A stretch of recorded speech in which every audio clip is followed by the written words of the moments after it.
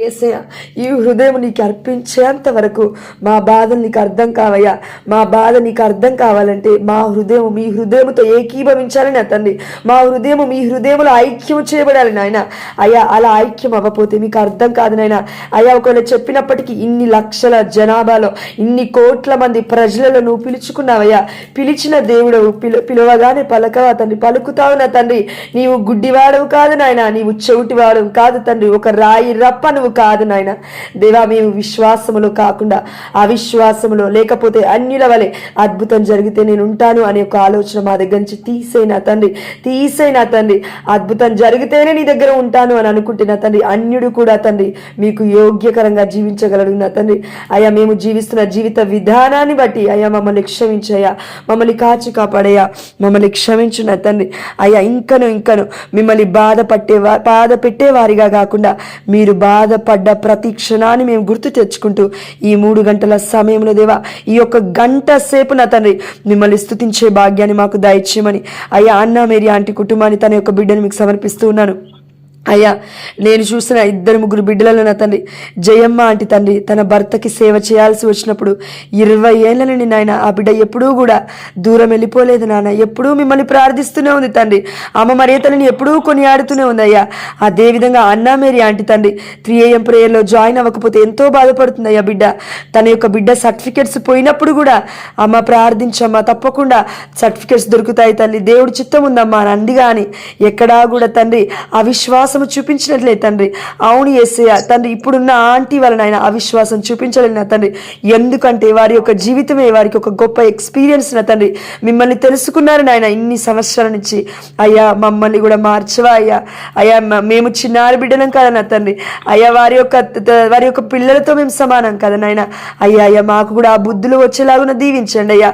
ఆ వివేకముతో జీవించే కృపను దయచేయండి నా తండ్రి. అయ్యా, అద్భుతాల వైపు కాకుండా, ఆహారం వైపు కాకుండా అన్నీ సమకూర్చువైన నీ వైపు చూసే కృపను దయచేయండి అయ్యా. నీ వైపు చూసే కృపను మాకు దయచేయండి నా తండ్రి. అయ్యా, ఎవరినైనా నా తండ్రి ఈ మాటల ద్వారా హట్ చేస్తుంటే నన్ను క్షమించయ్యా. కానీ నిజం ఇదే నాయన, వాక్యం ఇదే చెప్తుంది నా తండ్రి. మేము మిమ్మల్ని తెలుసుకునేంత వరకు నూతన ద్వారాలు తెరవబడవు నా తండ్రి. నూతన ద్వారం అంటేనే నా తండ్రి దానికి మీరే ద్వారమై ఉన్నారు.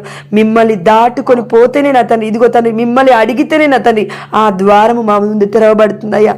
మిమ్మల్ని తెలుసుకోకుండా, మిమ్మల్ని అడగకుండా ఏ ద్వారము కూడా తెరవబడదు నా తండ్రి. అయ్యా, క్రీస్తుని కనబరిచే బిడ్డలుగా మమ్మల్ని దీవించండి. నిజమైన క్రైస్తవ బిడ్డలుగా మమ్మల్ని ఆశీర్వదించండి అయ్యా.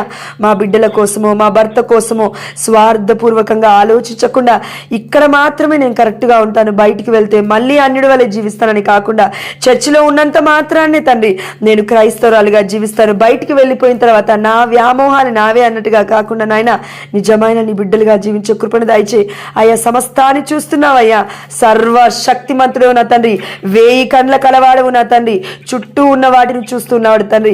దేవా, మేమేం చేస్తున్నామో నీకు తెలియదనైనా నీకు తెలుసు తండ్రి. మేము ఎందుకు ప్రయాసపడుతూ ఉన్నామో, దేనికోసం ప్రయాసపడుతూ ఉన్నామో, దేన్ని అడుగుతూ ఉన్నామో తండ్రి, దేన్ని చూస్తూ ఉన్నామో అన్నీ అన్నీ అన్నీ నీకు తెలుసు నాయన. అందుకే అద్భుతాలు జరగట్లేవు నా తండ్రి. అది నాకైనా ఈ కుటుంబంలోని ఏ బిడ్డకైనా అద్భుతాలు జరగట్లేదంటే దానికి కారణం ఒక్కటే నా తండ్రి, నీలో మమ్మల్ని మేము కనుగొనాలి నాయన. ఈ యొక్క ప్రయాస, ఈ యొక్క ప్రయాణము, ఈ యొక్క మార్గము మేము తెలుసుకోవడానికి మీరు చేస్తున్న ఆలస్యం తండ్రి, అంతే యేసయ్య. అయ్యా, మేము ఇంకను మీలో తెలుసుకొని నిజమైన మీ బిడ్డలుగా దేవా, అద్భుతమైన సాక్షులుగా మేము మీకు మారాలంటే మీరు చేస్తున్న ప్రయత్నం ఇదే నా తండ్రి. మమ్మల్ని మార్చుకుంటూ ఉన్నారయ్యా. అందుని బట్టి నీకు స్తోత్రమయ్యా. ఒక కుమ్మరి ఏ విధంగా అయితే కుండని తండ్రి మలుస్తూ ఉన్నాడు వేసి ఆ మట్టిని కొడతాడు నాయన, తొక్కుతాడు నా తండ్రి.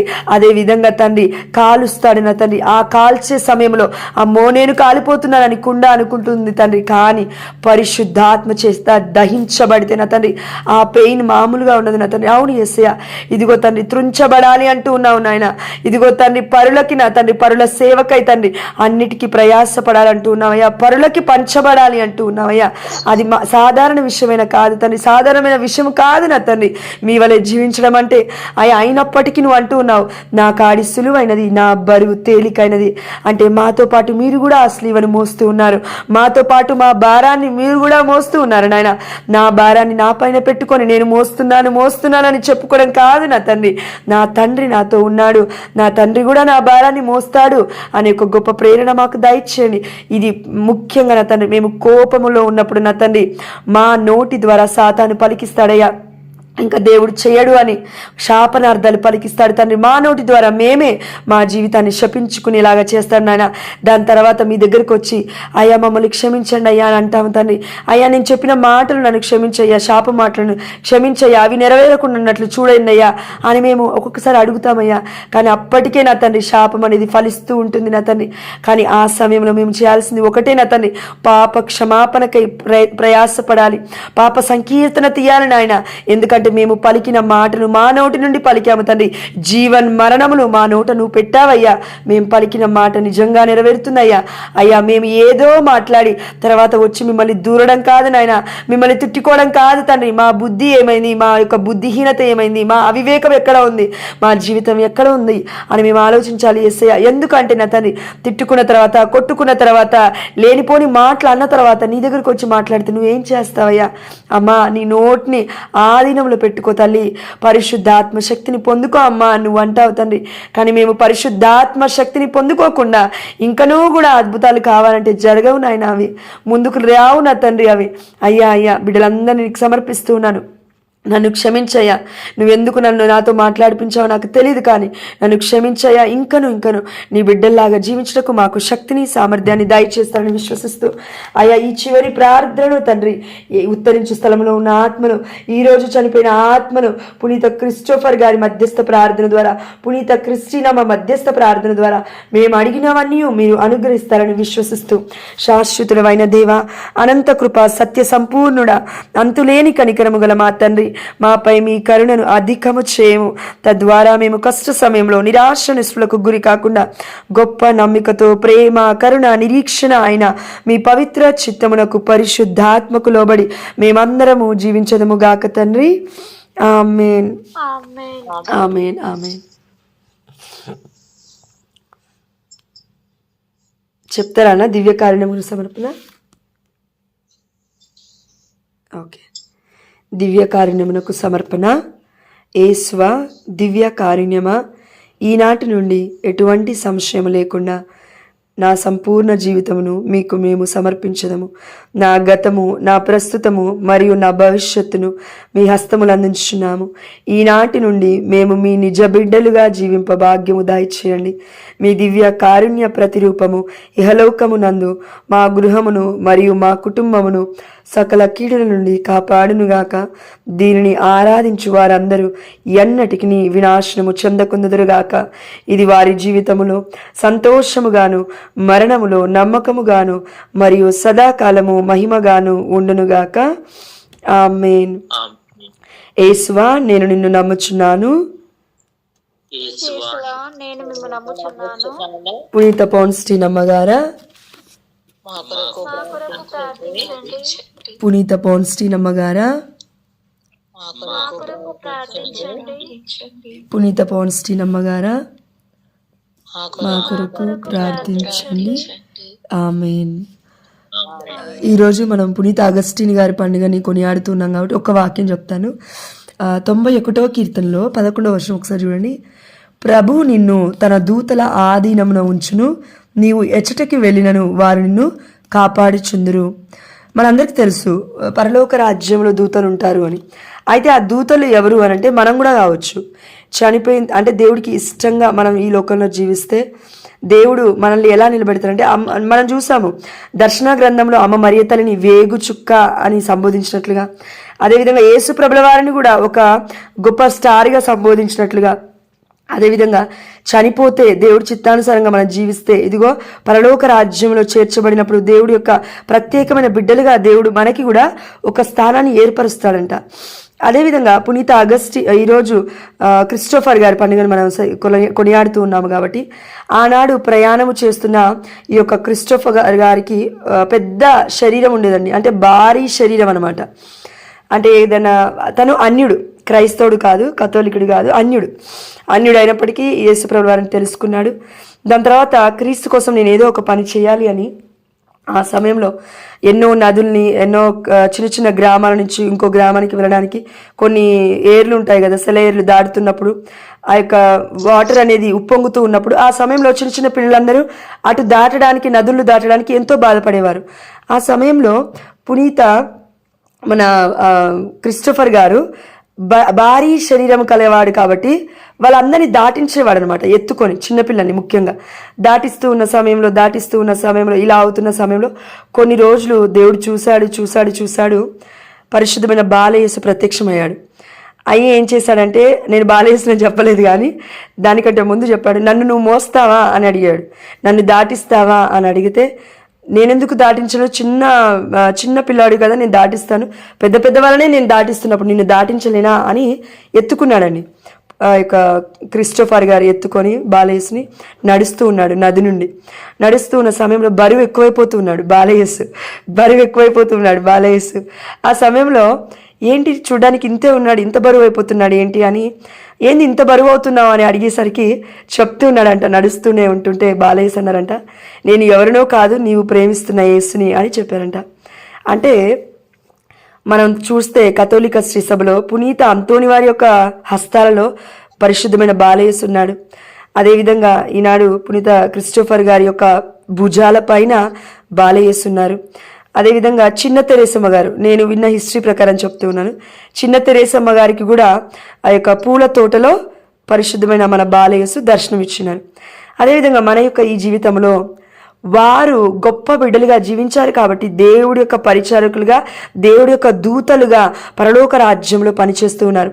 అయితే మనం ఎప్పుడైతే ప్రార్థిస్తామో పునీత క్రిస్టోఫర్ గారా, పునీత క్రిస్టినమ్మ గారా, లేకపోతే పునీత అంతోని వారా, ఇంకా పునీత ఎలిజబెత్తమ్మ గారా, లేకపోతే పునీత మేరీ మగ్దలేన గారా, పునీత చిన్న తెరేసమ్మ గారా, పునీత మదర్ తెరీసమ్మ గారా, ఇలా పునీత పాడ్రపియో గారా, పునీత మార్సిలోనా గారా, పునీత క్లోటోసా గారా, ఇలా మనం ఎన్నో పేర్లు చెప్తూ ఉంటాము. అయితే మనం ఏమి వాళ్ళందరినీ పూజించట్లేదు, కేవలం మధ్యస్థ ప్రార్థన అడుగుతున్నాము. అడిగినప్పుడు ఏమవుతుందంటే, ప్రభువు నిన్ను తన దూతల ఆధీనమున ఉంచును, నీవు ఎచ్చటకి వెళ్ళినను వారు నిన్ను కాపాడుచుందురు. చూడండి, మనందరికీ తెలుసు, ఎచ్చటకి వెళ్ళినను వారు మిమ్మల్ని కాపాడుతుందరు అంటే ప్రయాణములో పునీత మన క్రిస్టోఫర్ గారిని మనం మధ్యస్థ ప్రార్థన అడుగుతాము అంతే. అదేవిధంగా అద్భుతాల పునీత అంతోని వారు అంటే పోగొట్టుకున్న వస్త్రులను కనపరిచే పునీత అంతోని వారు. అలా ప్రతి ఒక్క చిన్న చిన్న కార్యక్రమాలకి మనం వారిని జస్ట్ స్మరించుకుంటాం అంతేగాని మనం ఎవరిని ఆరాధించట్లేము. ఎందుకు అని అంటే, చాలామంది కథోలిక శ్రీ సభలో లేని వాళ్ళు అంటూ ఉంటారు వీళ్ళందరూ ఆరాధిస్తున్నారు అనేసి. వాళ్ళకి తెలీదు, పరిశుద్ధమైన గ్రంథము దూతలు అన్నాడంటే దేవుడు, మన యొక్క ప్రీస్టులు కూడా దూతలే అండి. ఎందుకు అంటాము దూతలు అంటే, దేవుడి యొక్క సమాచారాన్ని, మన యొక్క పాపాలను అన్నిటినీ దివ్య బలి పూజలో, మధ్యస్థ ప్రార్థనలో, ఆ యొక్క నడి పూజలో మన పాపాలన్నీ దేవుడికి అర్పించి దేవుడి యొక్క శరీర రక్తాలను ఇదిగో ఆ యొక్క అప్పద్రాక్ష రసపులలో మార్చడానికి యోగ్యకరమైన హస్తాలను ఆ యొక్క బలిపీఠం ముందు కేవలం యాజకులకు మాత్రమే దేవుడిచ్చినారు. అందుకే మీరు కరెక్ట్గా చూస్తే ఏ ప్రవక్త కూడా యాజకుడు అవ్వలేరు, కానీ ఏ యాజకుడైనా ప్రవక్త అవ్వగలడు. అంటే ఏంటంటే, ఇప్పుడు మన యాజకులు అంటాము, పరిశుద్ధమైన గురువులు బోధిస్తారు, అదేవిధంగా దివ్య బలి పూజని సమర్పిస్తారు. కానీ ఒక పాస్టర్ని మనం తీసుకుంటే గొప్ప ప్రవక్తలే వాళ్ళు కూడా, ఓకే ఒప్పుకుందాం, కానీ వారు బోధిస్తారు అంతే. కానీ దివ్య బలి పూజ దగ్గరికి వచ్చి మాత్రము దివ్య బలి పూజను అర్పించలేరు. ఎందుకంటే దేవుడు వారికి ఇవ్వలేదు. ప్రధాన యాజకులకి మాత్రమే ఈ యొక్క గొప్ప ఔన్నత్యాన్ని దేవుడిచ్చాడు. అందుకే మనం కన్ఫెషన్ తీసినప్పుడు పాస్టర్ దగ్గరికి వెళ్ళము. ఎవరి దగ్గరికి వెళ్తామంటే పరిశుద్ధమైన గురువుల దగ్గరికి వెళ్తాము. బైబిల్లో ఉన్న వాక్యం కూడా అదే సెలవిస్తుంది కదండి, యోహాను సువార్త 20వ అధ్యాయం 23వ వచనం. కాబట్టి మనం ఈరోజు అడుగుదాం, పునీత క్రిస్టోఫర్ గారా, ఇప్పటి నుంచి మా ప్రయాణాలలో మాకు తోడై ఉండైనయ్యా. మొదలు పెట్టబోతున్న ప్రతి కార్యములో ఏదైతే ప్రయాణాన్ని చేస్తున్నారో కొంతమంది బిడ్డలు అయ్యా, అదేవిధంగా ఈరోజు ప్రయాణం చేయబోతున్న మా అమ్మని, మా బావని మీకు సమర్పిస్తూ ఉన్నాము. ఏదైతే చిన్న బిజినెస్ బిడ్డలు స్టార్ట్ చేస్తూ ఉన్నారో అయ్యా, ఆ బిజినెస్ కూడా మీరు ఆశీర్వదించమని, నా భర్తతో పాటు ఎంతమంది అయితే బిడ్డలు, భర్తలు, భార్యలు డ్యూటీలకు వెళ్తూ ఉన్నారో, అయ్యా ఆఫీసెస్కి వెళ్తూ ఉన్నారో వారందరినీ కాచి కాపాడమని, స్కూల్స్కి వెళ్తున్న బిడ్డలందరినీ కాచి కాపాడమని, కొత్తగా స్టార్ట్ చేసిన ప్రయాణాలు ఏవైనా మ్యారేజ్ ప్రపోజల్సే కానివ్వండి, ఆ ప్రయాణంలో మీరు తోడై ఉండమని, ఏ బిడ్డలైతే నా తండ్రి ఇంకనూ అయా మిమ్మల్ని తెలుసుకొని జీవించాలనుకుంటున్నారో ఆ ప్రయాణంలో కూడా మీరు ఆ బిడ్డలకి తోడై ఉండి, బాలయేసును మీరు ఏ విధంగా అయితే మోసారో మీ భుజాల మీద పునీత క్రిస్టోఫర్ గారా, మేము కూడా మా యొక్క దేవుడు మా యేసు ప్రభుల వారు మాకిచ్చిన బాధ్యతలను, మాకిచ్చిన బరువులను, మాకిచ్చిన రెస్పాన్సిబిలిటీను, మరీ ముఖ్యంగా శ్రీసభ కోసం మాకిచ్చిన దైవరాజ్య ప్రకటన, సువార్త ప్రకటనను మేము అలసిపోకుండా చేసే కృపను, ఆరోగ్యాలని, ఇదిగో మాకు కావలసిన ప్రతి ఆర్థిక సమస్యల నుంచి మమ్మల్ని బయటపడేయమని, దేవుడికి నిజంగా దేవుడి యొక్క బిడ్డలుగా జీవిస్తూ ఎంతో మందికి మార్గదర్శకులుగా జీవించే కృపను మాకు మీ యొక్క మధ్యస్థ ప్రార్థన ద్వారా తప్పక దయచేస్తారని విశ్వసిస్తూ, యేసు అతి పరిశుద్ధమైన నామములో, ఉన్నతమైన నామములో, ఘనమైన నామములో అడిగినవన్నీ పొందుకున్నామని విశ్వసిస్తున్నాము మా ప్రియ పరలోకపు తండ్రి. ఆమేన్, ఆమేన్, ఆమేన్.